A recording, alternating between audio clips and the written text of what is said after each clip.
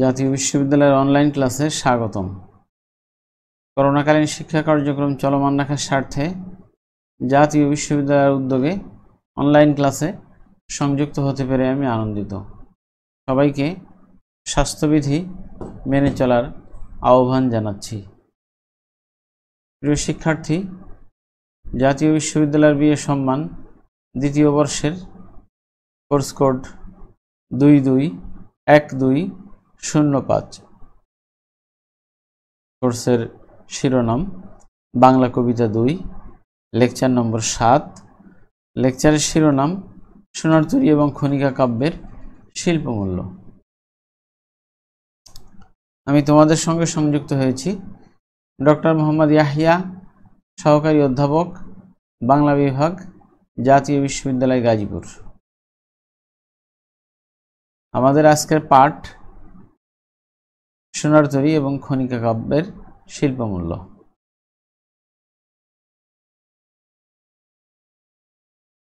রবীন্দ্রনাথের পরিচয় সম্পর্কে আমরা আগেই তোমাদেরকে অবহিত করেছি। তারপরে এখানে একটু বলি যে 1861 সালের 7 মে জোড়াসাঁকোর ঠাকুরবাড়িতে রবীন্দ্রনাথের জন্ম, যেটি তৎকালীন ব্রিটিশ ভারতের কলকাতায় অবস্থিত ছিল। তিনি লেখাপড়ার জন্য লন্ডন পর্যন্ত গিয়েছিলেন।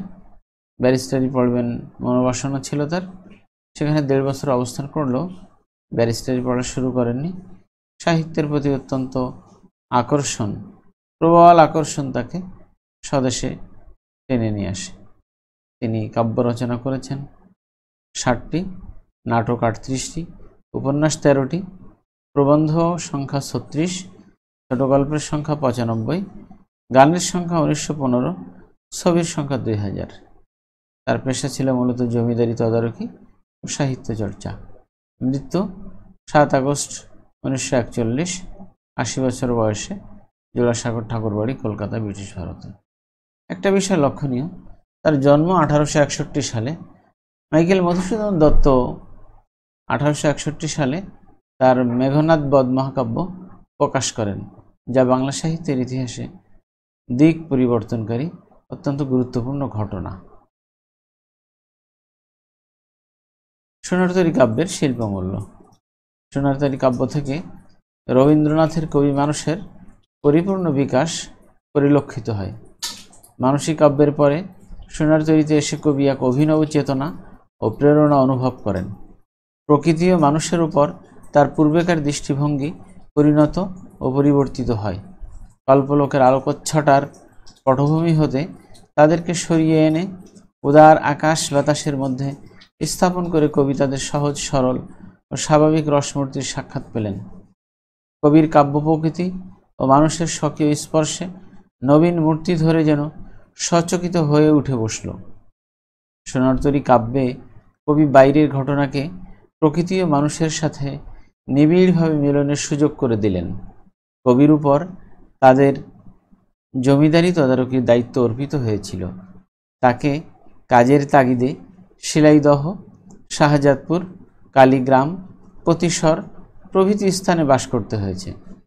এ সময় তিনি প্রাণ ভরে উপভোগ করেছেন বাংলার প্রকৃতি ও সৌন্দর্য।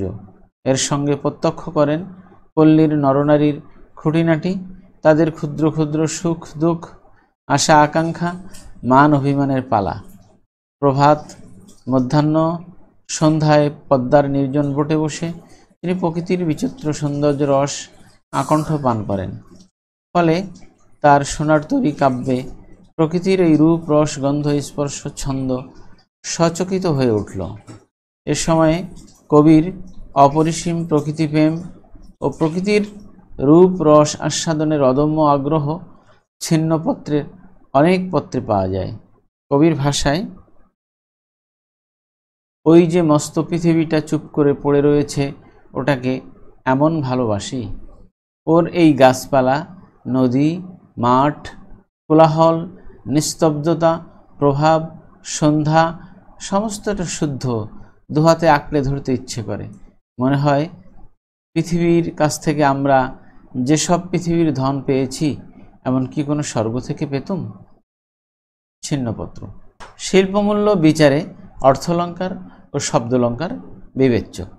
অর্থলঙ্কারে কাব্যের বিষয়বস্তু বিশ্লেষিত হয়। সোনারতরী কাব্যের কবিতাসমূহ বিশ্লেষণ করলে বিষয় অনুযায়ী কবিতাসমূহকে 8টি ভাগে বিন্যস্ত করা যায়। যেমন প্রকৃতি ও মানবের অন্তর্নিহিত সৌন্দর্য বিষয়ক কবিতা। এই পর্বে রয়েছে সোনারতরী, আকাশের চাঁদ, পরশ পাথর, দেউল, দুই পাখি প্রভৃতি। খ সংসারপ্রীতি ও মর্তপ্রীতিমূলক কবিতা। এই ভাগের কবিতাসমূহ হল মায়াবাদ, লজ্জা, গতি, মুক্তি, অক্ষমা, দারিদ্র্য, আত্মসমর্পণ, বৈষ্ণব কবিতা প্রভৃতি।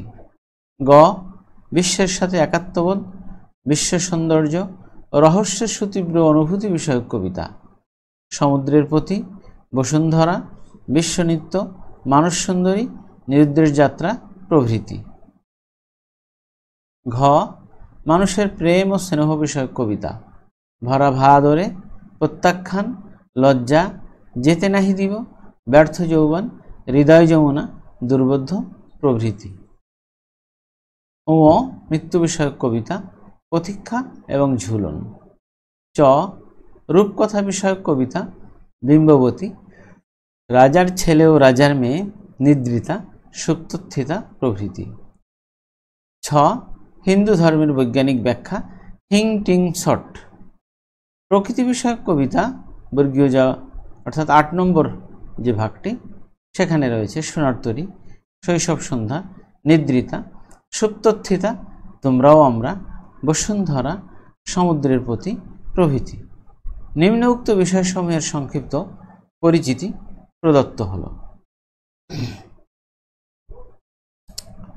ক বিভাগে প্রকৃতি ও মানবের অন্তর্নিহিত সৌন্দর্য বিষয়ক কবিতাসমূহে প্রকৃতি এবং মানব সত্তা অবিচ্ছেদ্য হিসেবে প্রতিবিম্বিত।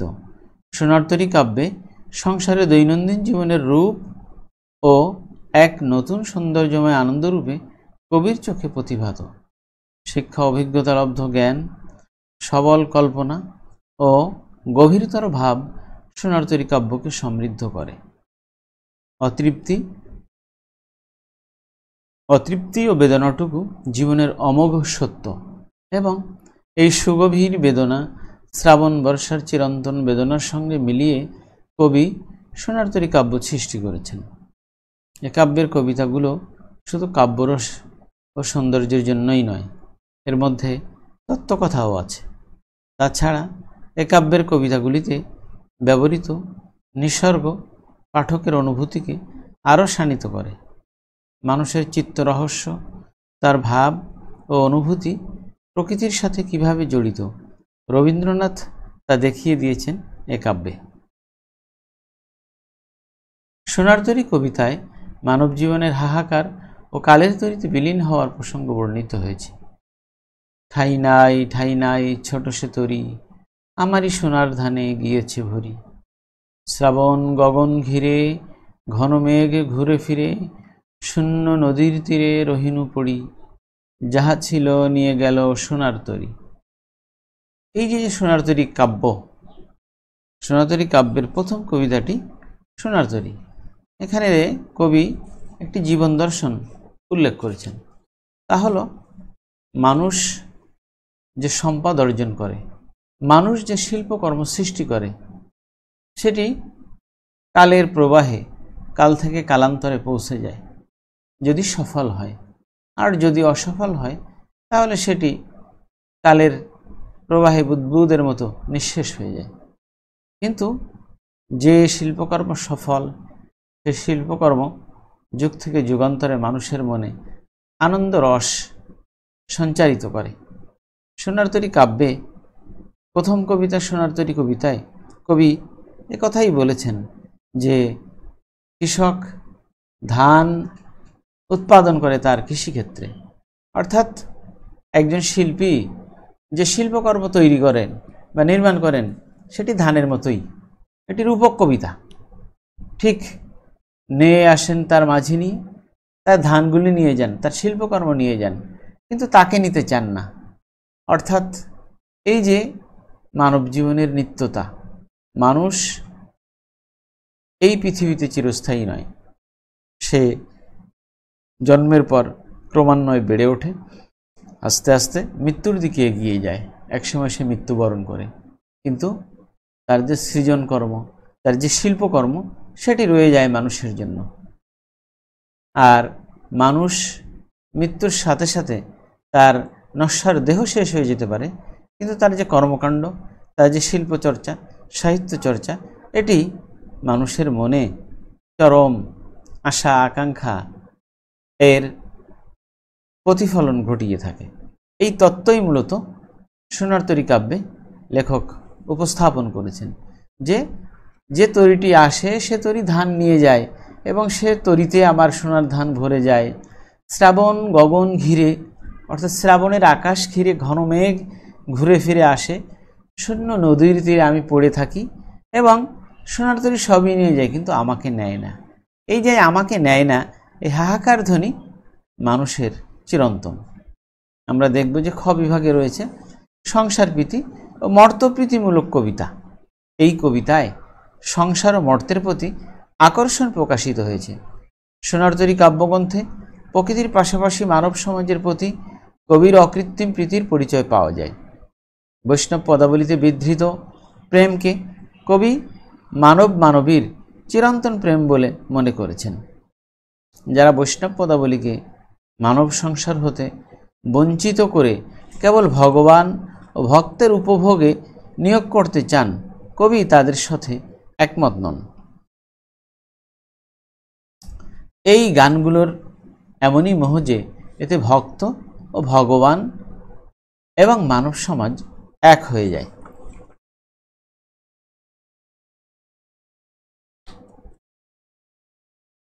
একের প্রেম হতে অনেকের প্রেমে যাবার সিংহদ্বার এতে বন্ধ নয়। আমরা দেখি যে এই কবিতায় কবি বলেছেন,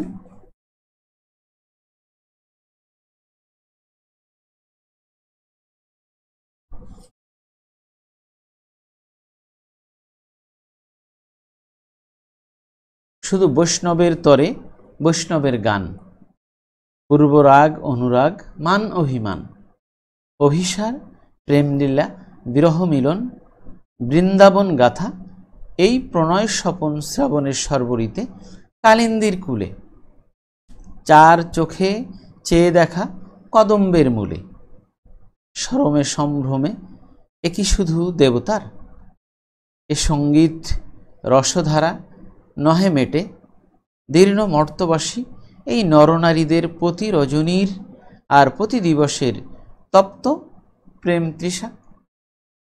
এই গীত উৎসব মাঝে শুধু তিনি আর ভক্ত নির্জনে বিরাজে, দাঁড়ায়ে বাহির দ্বারে মোরা নরনারী, উৎসুক শ্রাবণ পাতি শুনি যদি তারি, দু একটি তান দূর হতে তাই শুনে, তরুণ বসন্তে যদি নবীন ফাল্গুনে, অন্তর পুলকি ওঠে শুনি সেই সুর, সহসা দেখিতে পাই দ্বিগুণ মধুর, আমাদের ধরা মধুময় হয়ে ওঠে আমাদের বনচ্ছায়ে, যে নদীটি ছুটে মোদের কুটির প্রান্তে যে কদম্ব ফুটে, বরষার দিনে সেই প্রেমাতুর তানে, যদি ফিরে চেয়ে দেখি মোর পার্শ্বপানে, ধরি মোর বামবাহু রয়েছে দাঁড়ায়ে, ধরার সঙ্গিনী মোর হৃদয় বাড়ায়ে, মোর দিকে বহি নিজ মৌন ভালোবাসা, ওই গানে যদি বা সে পায় নিজ ভাষা, যদি তার মুখে ফোটে পূর্ণ প্রেম জ্যোতি, তোমার কি তার বন্ধু তাহে কার ক্ষতি, সত্য করে কহ মোরে হে বৈষ্ণব কবি, কোথা তুমি পেয়েছিলে এই প্রেমোচ্ছবি, কোথা তুমি শিখেছিলে এই প্রেম গান, বিরহ তাপিত হেরি কাহার নয়ান, রাধিকার অশ্রু আঁখি পড়েছিল মনে, বিজন বসন্ত রাতে মিলন শয়নে। এভাবে কবি এই বৈষ্ণব কবি এবং বৈষ্ণব যে তত্ত্ব তাকে সকলের জন্য উপস্থাপন করেছেন। তিনি আরও বলেছেন, এই প্রেম গীতিহার গাথা হয় নরনারী মিলন মেলায়, কেহ দেয় তারে কেহ দেয় বধূর গলায়, দেবতারে যাহা দিতে পারি দিই তাই, প্রিয়জনে যাহা দিতে পাই তাই দিই দেবতারে, আর পাবো কোথা দেবতারে প্রিয় করি, প্রিয়েরে দেবতা। এই যে কবি যে কথা বলেছেন যে এই প্রেম গীত, এই মিলন মেলায়ন তারা কি করে, একজন আরেকজন গলায় দেয়। কেউ বধূর গলায় দেয়, কেউ দেবতার গলায় দেয়, কেউ মানুষের গলায় দেয়। তাদের সবারই মূল লক্ষ্য হচ্ছে প্রেম, এবং সেই প্রেম তারা সবার জন্য উদার এবং উন্মুক্ত ভাবে বিতরণ করে। বৈষ্ণব কবিতা এই জন্য অত্যন্ত গুরুত্বপূর্ণ। কবি আমাদেরকে পৃথিবীর প্রতি মানুষের যে আসক্তি, সে আসক্তির কথা এর মধ্য দিয়ে প্রকাশ করেছেন। তিনি সমুদ্র বাহিনী প্রেমধারা হতে কলস ভরে যে বধূ নিয়ে যায় তীরে, সেটাও প্রেমের একটি উপমা, একটি রূপক হিসেবে উল্লেখ করেছেন। কবির মূল আসক্তি পৃথিবীর প্রতি, পৃথিবীর মানুষের প্রতি, জীবনের প্রতি ভালোবাসা প্রকাশে রবীন্দ্রনাথ অনন্য। তিনি অন্যত্র বলেছেন, মরিতে চাহি না আমি সুন্দর ভুবনে, মানবের মাঝে আমি বাঁচিবারে চাই। এই যে চিরন্তন আকাঙ্ক্ষা কবির, সেটি অত্যন্ত গুরুত্বপূর্ণ। যে তিনি জানেন যে তিনি মৃত্যুবরণ করবেন, তারপরে তিনি বলেন যে আমি মৃত্যুবরণ করতে চাই না। আমি কি চাই? যে মানুষ যেন আমাকে যুগে যুগে স্মরণ করে। এবং তিনি যা রচনা করেছেন, যে শিল্পকর্ম সৃজন করেছেন, তার মধ্যে দিয়ে আমরা মূলত এরই প্রতিফলন লক্ষ্য করি। গ বিভাগে রয়েছে বিশ্বের সাথে একাত্মবোধ ও বিশ্ব সৌন্দর্য ও রহস্যের সুতীব্র অনুভূতি বিষয়ক কবিতা।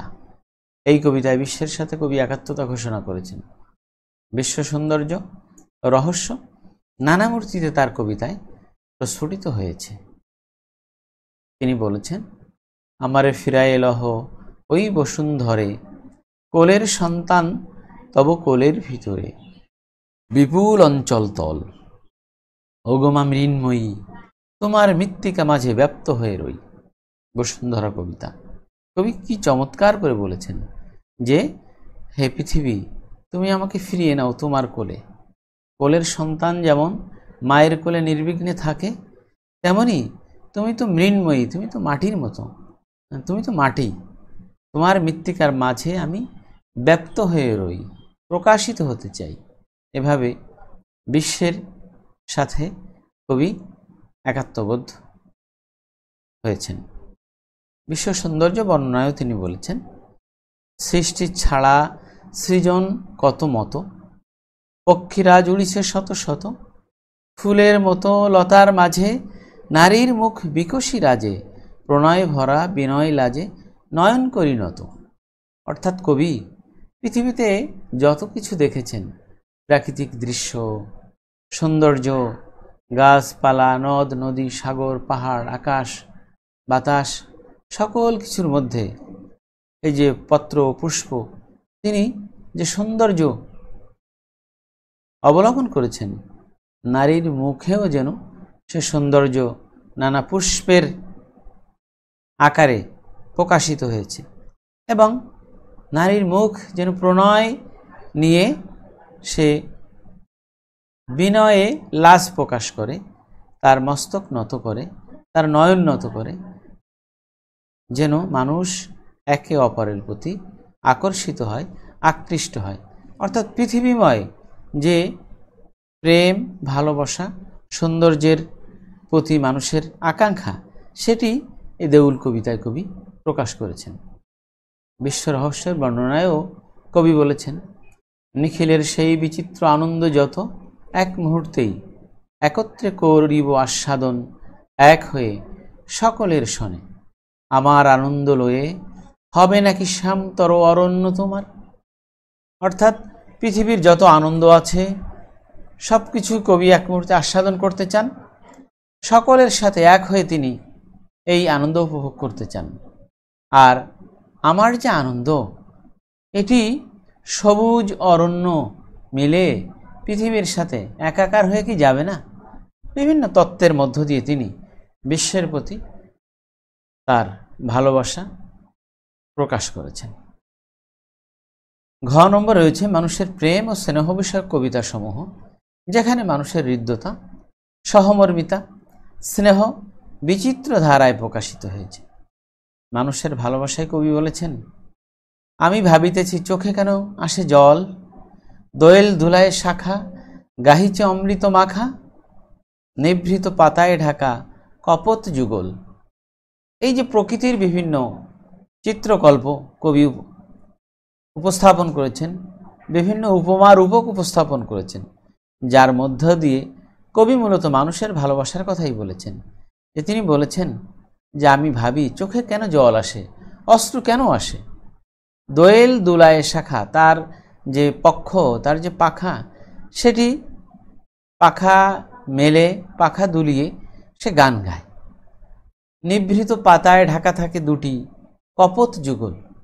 তারপরেও তাদের যে সৌন্দর্য, তাদের যে আন্তরিক সম্পর্ক, তাদের যে ভালোবাসা, এটি যেন ভরা ভাদরে যেমন পানি দুকুল ছাপিয়ে পৃথিবীকে গ্রাস করে, ঠিক তেমনই তাদের ভালোবাসা সমগ্র সৌন্দর্য সমগ্র পৃথিবীকে গ্রাস করে।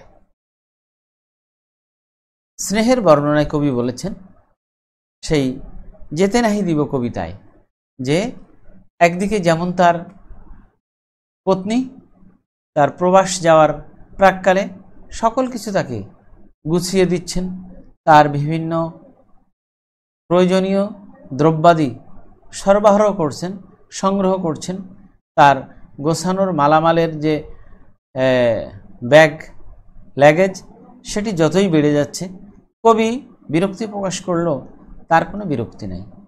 তিনি গোপনে অস্ত্র বিসর্জন দিচ্ছেন একদিকে, অপরদিকে তার প্রিয়তমার বিভিন্ন দ্রব্যাদি তিনি গুছিয়ে দিচ্ছেন।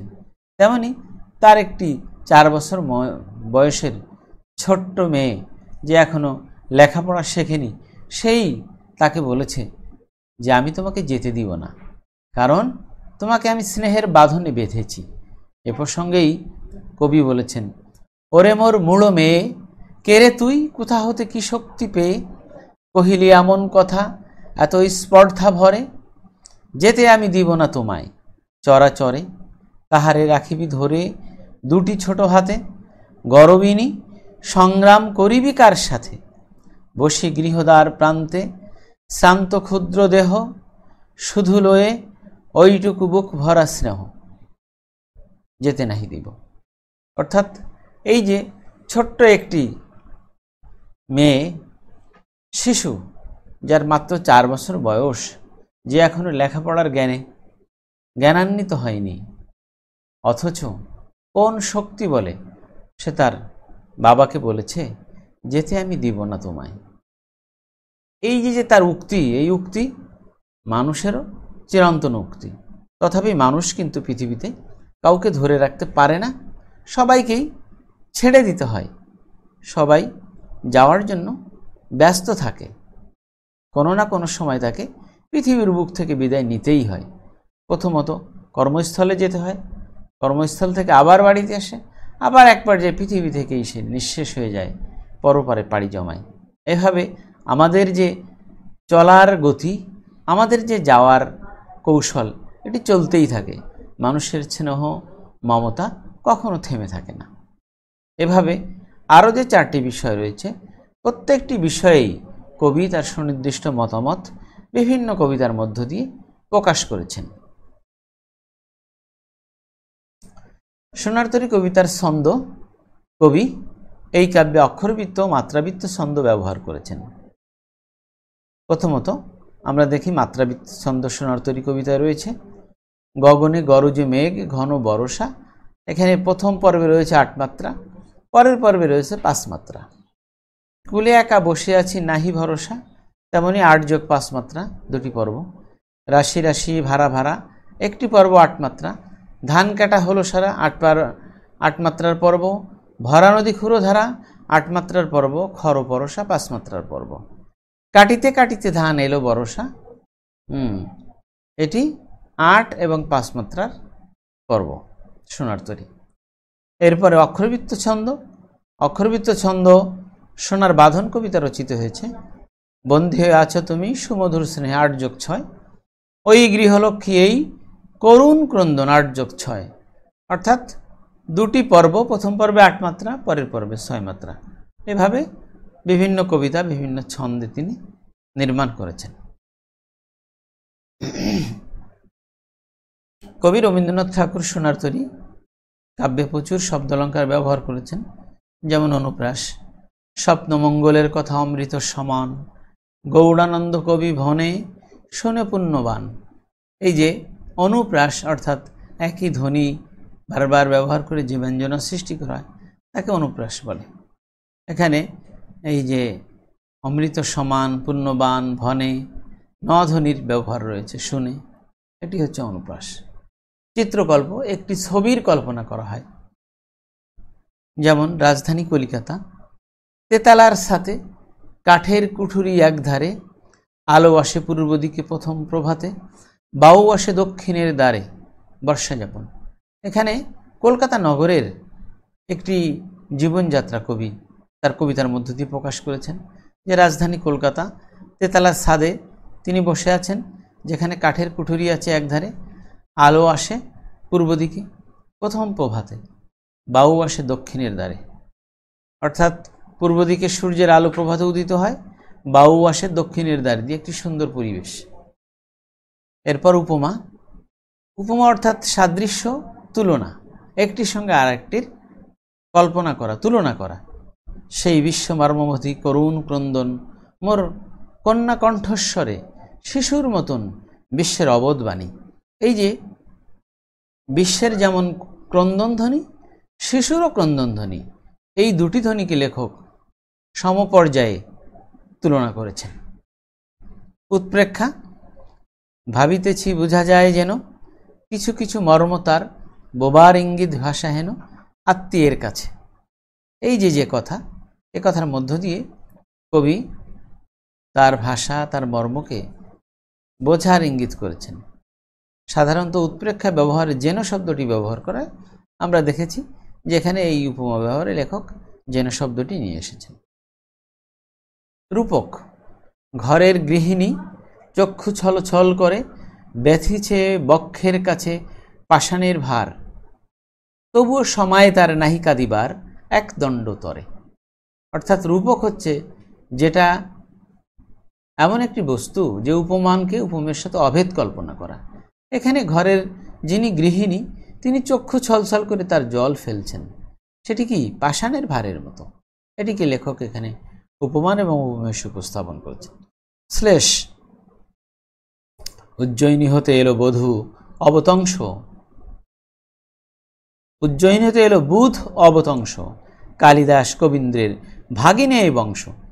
এই যে উপহাস করেছেন কবি, এই যে বুধ অবতংশ, একে কালিদাস কবীন্দ্রের ভাগিনে এই বংশ হিসেবে উপহাস করেছেন। উপসংহার, প্রকৃতি ও মানবের অন্তর্নিহিত সৌন্দর্য, সংসারপ্রীতি ও মর্তপ্রীতি, বিশ্বের সাথে একাত্মবোধ, বিশ্ব সৌন্দর্য ও রহস্যের সুতীব্র অনুভূতি, মানুষের প্রেম ও স্নেহ, মৃত্যু, রূপকথা, হিন্দু ধর্মের বৈজ্ঞানিক ব্যাখ্যা প্রভৃতি বিষয়ে কবি রবীন্দ্রনাথ ঠাকুর কবিতা লিখেছেন আলোচ্য কাব্যে। শব্দলঙ্কার ও অর্থলঙ্কারের প্রয়োগে সফল হয়েছেন, সেই হিসেবে সোনার তরী একটি সফল কাব্য। আমরা এবার যাচ্ছি খনিকা কাব্যগ্রন্থের শিল্পমূল্য আলোচনা প্রসঙ্গে।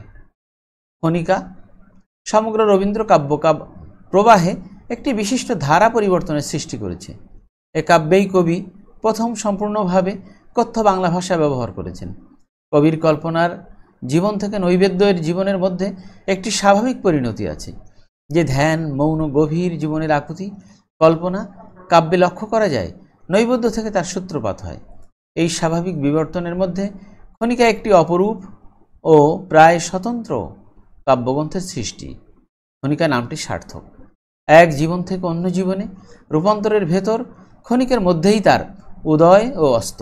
পলায়ন পর বর্তমান মুহূর্তেকেই কেবল এখানে ধরে রাখার ব্যাকুল বাসনা স্পষ্ট হয়ে উঠেছে।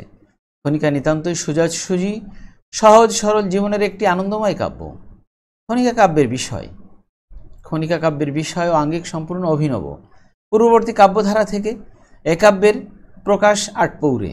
তাছাড়া প্রকাশভঙ্গির সারল্যই এ কাব্যের মূল বৈশিষ্ট্য। বিচিত্র মানুষের হাসি কান্না, আনন্দ বেদনার সুর এখানে ঝঙ্কৃত। খনিকা কাব্যের বিষয় পলায়ন পর মুহূর্তকে ধরে রাখার বাসনা। অতীত ও ভবিষ্যতের বাইরে বর্তমানকে উপজীব্য করে খনিকা কাব্যটি রচিত। সঙ্গত কারণেই এ কাব্যের ভাব, ভাষা, ছন্দ, বৈশিষ্ট্য ব্যতিক্রমধর্মী।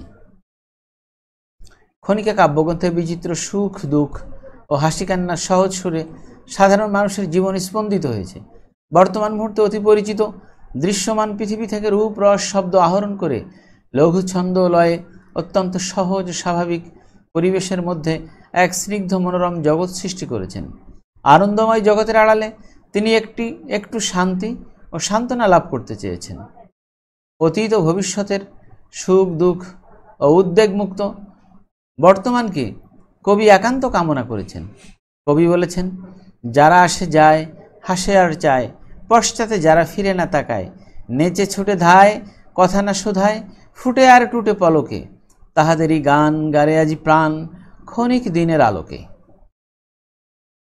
কবি এমন এক বর্তমান মুহূর্তকে আবাহন করেছেন যে মুহূর্তে অতীত ভবিষ্যতের চিন্তা বা আশা থাকবে না এবং বর্তমান সুখ দুঃখের কোনো উত্তেজনাময় অনুভূতি থাকবে না। এসব বন্ধনমুক্ত আনন্দঘন ক্ষণিক বর্তমানকে কবি বরণ করে নিতে চাচ্ছেন। কেবল অকারণ পুলকে সেই ক্ষণিক দিনের উৎসব মেলায় ক্ষণিক জীবনের আনন্দ সঙ্গীত গাইতে চাচ্ছেন। শুধু ক্ষণিকের জন্য প্রভাতের রৌদ্ররঞ্জিত শিশির বিন্দির মতো উজ্জ্বল জীবনযাপনের প্রত্যাশা ব্যক্ত করেছেন। শুধু অকারণ পুলকে নদী জলে পড়া আলোর মতন ছুটে যা ঝলকে ঝলকে ধরণীর পরে শিথিল বাঁধন, ঝলমল প্রাণ করিস যাপন, শুয়ে থেকে দুলে শিশির যেমন, শিরিষ ফুলের অলোকে, মর্মর টানে ভরে ওঠ গানে, শুধু অকারণ পুলকে। উদ্বোধন। এই কবিতায় অকারণ পুলকে আনন্দ প্রকাশের প্রত্যয় ব্যক্ত করেছেন কবি, অর্থাৎ সব সময় আনন্দ রস মনে নিয়ে জীবনযাপন করতেই তিনি আহ্বান করেছেন। সত্যকে, সব বাহুল্যকে আবর্জনা থেকে মুক্ত করে সহজ রূপ প্রকাশ ক্ষমতার যে আভাস কবি খনিকা কাব্যগ্রন্থে দিয়েছিলেন, তার কবিত্বময় প্রকাশ ঘটেছে খনিকা কাব্যে। মনের আজ কহজে, ভালো মন্দ যাহাই আসুক, সত্য রইলাও সহজে, বোঝাপড়া কবিতা, অর্থাৎ সত্যকে সহজভাবে গ্রহণের দৃষ্টিভঙ্গি উপস্থাপিত হয়েছে। জীবনকে সহজভাবে দেখার দৃষ্টি কবি হঠাৎ করে লাভ করেননি। চৈতালি কাব্যগ্রন্থে এর পূর্বাভাস ছিল। সহজ সত্যই নয়, জীবনযাপনে তিনি প্রবলভাবে সহজ হয়েছেন এ কাব্যে। এলানু বেনি বাঁকা সিঁথিতে তিনি প্রেয়সীকে দেখতে চেয়েছেন এ কাব্যে। এখানে প্রেয়সীকে কাছে পাওয়াই মুখ্য। যেমন আছো তেমনই এসো, আর করো না সাজ, বেনি না হয় এলিয়ে রবে, সিঁথি না হয় বাঁকা হবে, নাইবা হলো পত্র লেখায় সকল কারুকাজ। অর্থাৎ এই কবিতার মধ্য দিয়ে তার প্রেয়সীকে যেভাবে আছেন তিনি সেভাবেই আহ্বান করেছেন। তার জন্য আলাদা সাজগোজের প্রয়োজন নেই, আলাদা পরিশ্রমের প্রয়োজন নেই। এই যে আন্তরিকতা, এই আন্তরিকতা কবিতার কবিতায় প্রকাশ করেছেন। কালমের বর্ণনায়ও কবি উচ্ছলতা প্রকাশ করেছেন। কালমের কালহরিণ চোখ, যুগল ভুরু, মেঘলা আকাশে গাভী আনায় তার কর্মপটুতা কবিকে মুগ্ধ করেছে। কবির ভাষায়, কৃষ্ণকলি আমি তারেই বলি, কালো তারে বলে গায়ের লোক, মেঘলা দিনে দেখেছিলাম মাঠে, কালো মেয়ের কালো হরিণ চোখ। এই যে কবি কবিতার অংশের মধ্য দিয়ে কালো একটি মেয়ের যে সৌন্দর্য উপস্থাপন করেছেন, তা সহজেই সকলকে আকৃষ্ট করে। এ কাব্য সম্পর্কে প্রমথনাথ বিশি বলেছেন, খনিকায় কবি 12 আনা মানুষ, তাহাকে কবি হিসেবে বুঝিতে গেলে শিখিও বোঝা যাইবে না, মানুষ হিসেবে দেখিলে কবি ও কাব্য একসঙ্গে ধরা দিবে। খনিকা কাব্যের ভাষা, খনিকা কাব্যের ভাষা কবির সহজ দৃষ্টির ফল। এ কাব্যে কবি ধারাবাহিকভাবে বাংলা দেশজ শব্দ ব্যবহার করেছেন। দেশজ অসংস্কৃত ভাষা সহজ প্রাণের উচ্ছ্বসিত আনন্দে নৃত্যের তালে তালে এমনভাবে বেজে উঠেছে, যা সংস্কৃত ভাষার সাহায্যে সম্ভব নয়। হেতায় ফুটে কাশ তটের চারিপাশ, শীতের দিনে বিদেশি সব হাঁসের বসবাস। এভাবে কবি একটি সুন্দর পরিবেশকে দেশি শব্দের মধ্য দিয়ে উপস্থাপন করেছেন। খনিকায় রবীন্দ্রনাথ বিশেষভাবে কথ্যভঙ্গিকে অবলম্বন করেছেন, সাথে সাথে ছন্দের আবর্তকেও অব্যাহত রেখেছেন। তিনি যথাস্থানে অত্যন্ত পরিচিত ও প্রচলিত গদ্য শব্দকে নির্বিরোধে ব্যবহার করেছেন, যেমন নস্য, মেহনী, বিদ্যারত্ন, একজামিন, কেতাব, কুলঙ্গি, ছেঁড়াখোড়া, বালিশ, তলে ইত্যাদি। এসব নিত্য নৈমিত্তিক শব্দ দ্বারা কবি পরিচিত পরিবেশের মধ্যে একটি সুন্দর রসাবেশের সৃষ্টি করেছেন। এই লঘু চপল কথাবার্তা ও শব্দের বিচিত্র বিন্যাসের মধ্যেই কবি নিপুণভাবে গভীরতার সৃষ্টি করেছেন। কবি এই কাব্যগ্রন্থের ছন্দ ব্যবহারে সর্বিত্ত ছন্দ ব্যবহার করেছেন।